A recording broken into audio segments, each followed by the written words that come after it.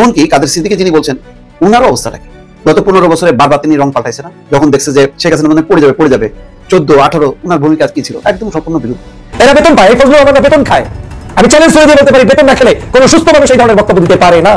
যে না, এই 1 নম্বরের সাথে আরেকটা 1 আছে, সেটা কি? শেখ হাসিনার বিচার, সেটা কইরা যাইতেই হবে আমাকে। বিএনপির চাঁদাবাজ, আমার বাড়ির পাশে বিএনপি তাই আমারে দৌড়া গেছে 5000 টাকা দিতাম, তো এরা 17 বছর না খায় ছাড়া কি খাইবো না? এখন কোনো প্রতিষ্ঠান আছে? কোনো প্রতিষ্ঠান নাই। আর জামাতের অনেক প্রতিষ্ঠান আছে, স্কুল আছে, মেডিকেল আছে, অনেক প্রতিষ্ঠান আছে। আর আপনাকে বলতেই হবে, আপনি যে দলই করেন, আপনি যে ভাবনার মানুষই হন, আপনাকে বলতেই হবে যে professor doctor Mohammad Yunus have done well, উনি ভালোই করেছেন এই কতদিন। বিএনপির ঝুলি থেকে আরো একটি আসন নিশ্চিত হাতছাড়া হয়ে গেল। ওই যে 17 তারিখে বিচারের রায়টা হয়ে যাবে, যেটা উনার মেইন টার্গেট।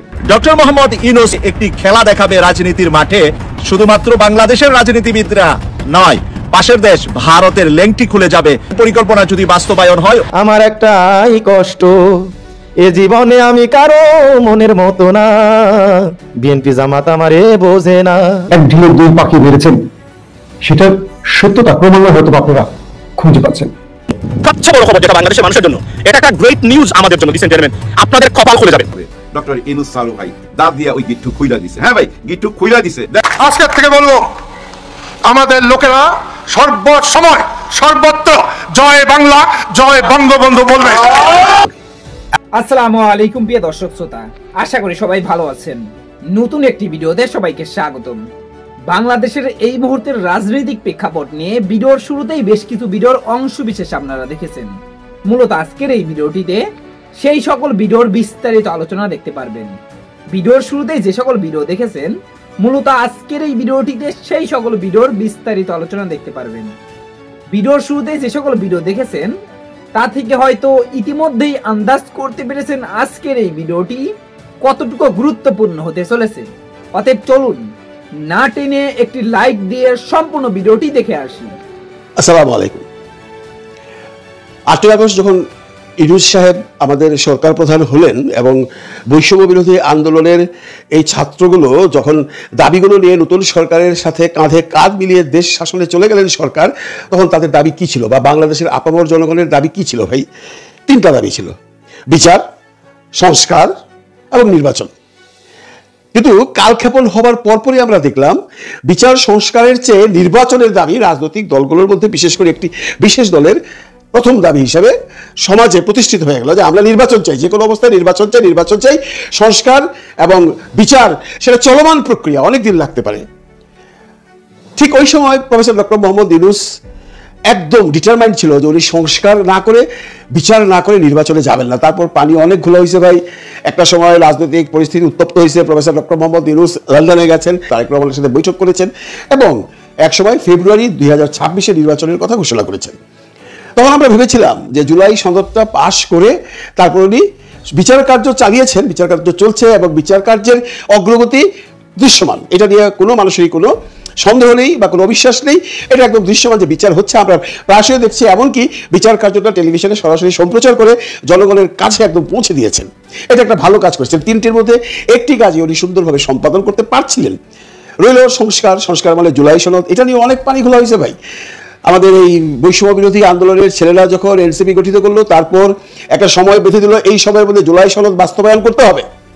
জুলাই সনদটা কেন বাস্তবায়ন করতে হবে? জুলাই সনদটা বাস্তবায়ন না করলে আপনারা একটা জিনিস তো বোঝেন, পরবর্তী সরকার যেই আসবে, এই যে ছেলেগুলো বা প্রফেসর ডক্টর মোহাম্মদ ইউনূস এবং তার যে উপদেষ্টা পরিষদ, কেউ বাঁচতে পারবে না। এই সনদ যদি পাস না হয়, জুলাই সনদ যদি পাস না হয়, জুলাই সনদ যদি আপনারা কবলে ফেলে দেন, জুলাই সনদকে যদি অবজ্ঞা করেন, তাহলে সবচাইতে ক্ষতিগ্রস্ত হবে প্রফেসর ডক্টর মোহাম্মদ ইউনূস এবং এই ছেলেগুলো, এই নাহিদ, সার্জিস, হাসনাত, এরা। এর মূল কারণ হলো আপনারা একটা জিনিস একবার হয়তো ধরে নিন, আমরা মানে ইমাজিনেশনে বললাম যে আওয়ামী লীগ আবার কখনো পাওয়ারে আসলো, আওয়ামী লীগ এসে প্রথম কাকে ধরবে? বিএনপিকে ধরবে না, জামাতকে ধরবে না। আওয়ামী লীগ এসে প্রথমেই প্রফেসর ডক্টর মোহাম্মদ ইউনূসকে খুঁজে বেড়াবে এবং এই ছেলেগুলোকে খুঁজে বেড়াবে যারা তার বুকে ছুরি মেরেছে, যারা তাকে এখান থেকে বিতাড়িত করেছে। সুতরাং এদের এক্সিটটা ছিল জুলাই সনদের জন্য সবচাইতে বড় ইস্যু। বাংলাদেশের মানুষও তাই চায়। বাংলাদেশের মানুষও ভাবে যে এই ছেলেগুলোর জন্য এত বড় একটা আন্দোলন সাকসেস হয়েছে। যদিও বারবার বলি এই আন্দোলনের পিছনে আপামর বাংলাদেশের মানুষের দান ছিল, কিন্তু প্রধান ভূমিকা রেখেছে এই ছেলেগুলো। এরা যেন একটা সেফ এক্সিট পায়। প্রফেসর ডক্টর মোহাম্মদ ইউনূস তো উড়ে এসে জুড়ে বসেছেন। ওই সংগ্রাম যখন শুরু হয়েছিল তার কয়েকদিন আগেও জানতো না যে প্রফেসর ডক্টর মোহাম্মদ ইউনূস বাংলাদেশের সরকার প্রধান হবেন। উনি ছিলেন প্যারিসে, ওনার সাথে 4 অগাস্ট কথা বলে তারপর ওনাকে আনানো হয়েছে। উনি তো এসে গেছেন ফেসে। এখন উনার যে একটা সেফ এক্সিট দরকার, এটা কিন্তু আপনাকে মনে রাখতে হবে। কারণ পরবর্তী সরকার এসে যদি কখনো অতীতের সমস্ত ঘটনা নিয়ে কোনো রকম হামলা মামলা করতে চায়, এর জন্য প্রচুর সুযোগ রয়ে গেছে। এই সুযোগটাকে বন্ধ করবার জন্যই এই জুলাই সনদকে বাস্তবায়ন করবার একটা প্রক্রিয়া চলছিল বহুদিন যাবৎ, যেটা শেষ পর্যন্ত হলো, কিন্তু শেষ হইল না ভাই। জুলাই সনদ এখন কোথায়? জুলাই সনদ কোথায় থাকবে শেষ পর্যন্ত? যদি কি ডিসিশন তো হয়েই গেছে, ইলেকশনের দিন গণভোট হবে এবং ওই তখনই জুলাই সনদ পাস হবার জন্য এটার প্রক্রিয়াধীন হবে, তাই নয় কি? এর আগে তো হচ্ছে না, উনি সাইন করে দিয়েছেন, কিন্তু এটা পাস করতে হবে তো হয় গণভোটে নয় সংসদে। গণভোটে হবার পরেও পরবর্তী সংসদে যারা আসবেন, যারা সরকার গঠন করবেন, তারা কি গ্যারান্টেড যে এই জুলাই সনদ তারা পাস করবেন? না, গ্যারান্টেড না। আজকেও সালাউদ্দিন সাহেব কি বলেছেন সেটা একবার শুনুন। যুগান্তরে সালাউদ্দিন সাহেব বলেছেন, সালাউদ্দিন আহমেদ বলেছেন, গণভোটের মাধ্যমে আইন প্রণয়ন করা যাবে না, সংবিধান সংশোধন করা যাবে না, তার জন্য অবশ্যই জাতীয় সংসদ গঠিত হতে হবে। ক্লিয়ার? মানে এই যে আমরা গণভোট করছি এটা দিয়ে হবে না, জাতীয় সংসদে করতে হবে। যে কথাটা আব্বাস সাহেব বহুদিন আগে বলেছেন যে এইসব সনদ ফনদ জুলাই চার্টার যা আছে এগুলো সব আমরা ছুঁড়া ফেলাই দেবো। সালাউদ্দিন সাহেব সেই ভাষায় বলেনি। উনি যেটা বলতে চেয়েছেন যে গণভোট দিয়ে পাশ করলে কি হবে, যদি পাস করে, আর গণভোটে যদি না হয়, না যদি জয়যুক্ত হয় তাহলে তো অন্য আলোচনা।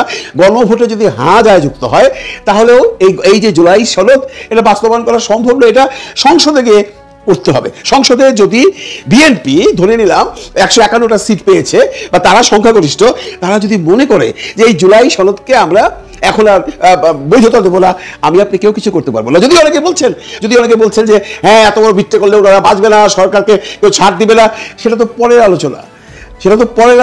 আমরা জানি যে বাংলাদেশে যে ধরনের আন্দোলনের পথে বাঙালিরা নেমেছে, এখন যে কোনো ডিসিশন নিতে পারবে না। কিন্তু উনি যে কথাটা বলেছেন, এই কথাটা কি আপনি ফেলে দিতে পারবেন? যে জুলাই সনদ যদি কোনো কারণে হ্যাঁ ভোটে পাসও হয়, কিন্তু সেটা সংসদে আবার পাস করাতে হবে। সংসদে পাস করানো মানে তারা যদি সংখ্যাগরিষ্ঠ তারা নাও করতে পারে, তারপর আপনারা আন্দোলন করবেন, তারপর হয়তো আরেকটা দ্বিতীয় আন্দোলন শুরু হবে। সেই আলোচনাটাকেই বাইরে রাখলাম। এতে করে লাভটা কার হলো? প্রফেসর ডক্টর মোহাম্মদ ইউনূস এই যে গণভোটটা পেছালেন, পিছিয়ে কার লাভ হলো? সবচেয়ে বড় ক্ষতি তো প্রফেসর ডক্টর মোহাম্মদ ইউনূসের হয়েছে। এটা কি উনি জানেন না? এত বড় রাজনীতিবিদ, তাকে আমরা এত প্রশংসা করি, উনি এত বড় খেলোয়াড়, উনি কি এটা কখনো বুঝেননি যে আমি এই সনদটা যদি আগের থেকে পাস করিয়ে না রাখতে পারি, পরবর্তী সরকার এসে সেটা নাও করতে পারে? এটা কি তাকে বোঝানোর মতো কেউ ছিল না? নিশ্চয়ই ছিল, নিশ্চয়ই। আমি আগের একটা ভিডিওতে বলেছি তার সাথে একটা আন্ডারস্ট্যান্ডিং হয়েছে, হতে পারে নাও হতে পারে। নইলে জুলাই সনদের এই যে গণভোটটা, এটা অকারণে পিছানো হয়েছে। গণভোটটা যদি আগে হতো তাহলে জুলাই সনদটা পুক্ততা পেত, জুলাই সনদটা একটা জায়গায় থাকতো। এখন যেহেতু গণভোটের দিন হবে, সেই দিন 1 নম্বর ভয় হলো সেখানে জয়যুক্ত করাটা কঠিন হয়ে যাবে। কারণ বিএনপি কখনোই জুলাই সনদের পক্ষে ভোট দিবে না। বিএনপি যারা সাপোর্টার আছেন, বিএনপির একটা বিরাট অংশ সাপোর্টার আছেন যারা তাদের প্রার্থীকে ভোট দিতে আসবে, তাদেরকে শিখিয়ে দেওয়া হবে, তুমি আমাকে ভোটটা দেওয়ার পর নাতে একটা টিকচিহ্ন দিয়ে আসবে, এত কিছু পড়ার দরকার নেই ভাই, তোমার নাতে দিয়ে আসবে। বিএনপির ভোটগুলো পাবে না, বিএনপির ম্যাক্সিমাম পাবে না ভোট। এর জন্য তারা নিজেরা অলরেডি পাবলিসিটি শুরু করে দিয়েছে। হ্যাঁ ভোট দেবে সাধারণ জনগণ, যারা একটু বুদ্ধিমান, যারা বোঝে, যারা দেশকে নতুনভাবে ঢালতে চায়, ছেলে সাজাতে চায়, তারাই একমাত্র হ্যাঁ ভোট দেবে। আর কারা দেবে? যারা জামাত ইসলাম করেন বা ইসলামী সমমনা পার্টি করেন, তারা ভোট দেবেন। রইল আওয়ামী লীগের একটা বিরাট সংখ্যক ভোটার, রইল জাতীয় পার্টির একটা ভোটার, তারা কোথায় দেবে? তারা যদি কোনো কারণে নাতে ভোট দিয়ে দেয় তাহলে তো না জয়যুক্ত হয়ে যাবে। তারপর কি হবে?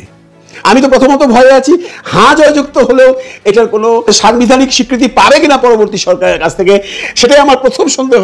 দ্বিতীয় সন্দেহ, না ভোট পেলে, না জয়যুক্ত হলে কি হবে? তারপর এই যে ছেলেগুলো, এরা সব তো ফাঁসির দড়িতে ঝুলবে, এরা কেউ নিস্তার পাবে না। Professor doctor Mohammad Yunus sir বেশ প্রতিষ্ঠিত একজন মানুষ, ওনার গায়ে আঁচড় দেওয়া হয়তো বা কষ্ট হবে, কিন্তু নাহিদ, সার্জিস, হাসনাত এদেরকে আঁচড় দেওয়া কোনো সমস্যা হবে না সেই সরকারের জন্য। কারণ তখন একটা গণতান্ত্রিক সরকার থাকবে, সেই সরকার থাকবে শক্তিশালী। এই ব্যাপারগুলো কি professor doctor Mohammad Yunus sir ভাবেননি? উনি উনার কথা শুধু না, উনি কি ছেলেগুলোর কথা একবারও ভাবেননি? উনি কি একবারও ভাবেননি যে যদি জুলাই সনদটা পাস না হয়, পরবর্তী সরকার এসে যদি এদের বিরুদ্ধে মামলা করে, সন্ত্রাসী মামলা করে, রাষ্ট্রদ্রোহিতা মামলা করে, এরা বাঁচবে? কেউ বাঁচবে না, কেউ বাঁচবে না। তারপরেও ইউনূস স্যার কেন যে জুলাই সনদটাকে রেখে দিলেন সেই ইলেকশনের জন্য, এবং তারপরে এর যে কি ভবিষ্যৎ হবে, এর যে কবর রচনা হবে না, তার কিন্তু কোনো গ্যারান্টি কেউ দিতে পারছে না। আমরা একটা জিনিস বুঝলাম না, এত বড় blundering professor doctor Mohammad Yunus sir কি করে করলেন, কি করে গণভোটটাকে পিছিয়ে দিলেন, কি করে এই জুলাই সনদটাকে কবরে পাঠিয়ে দিলেন। আমি আশা করছি সম্পূর্ণ ভিডিওটি দেখেছেন এবং এই ভিডিওর সাপেক্ষে আপনার কি মতামত অবশ্যই কমেন্ট বক্সে জানিয়ে যাবেন। ভিডিওটি ভালো লেগে থাকলে শেয়ার করতে ভুলবেন না। আমাদের এই চ্যানেলে নতুন হয়ে থাকলে চ্যানেলটি সাবস্ক্রাইব করে চ্যানেলের পাশে থাকবেন।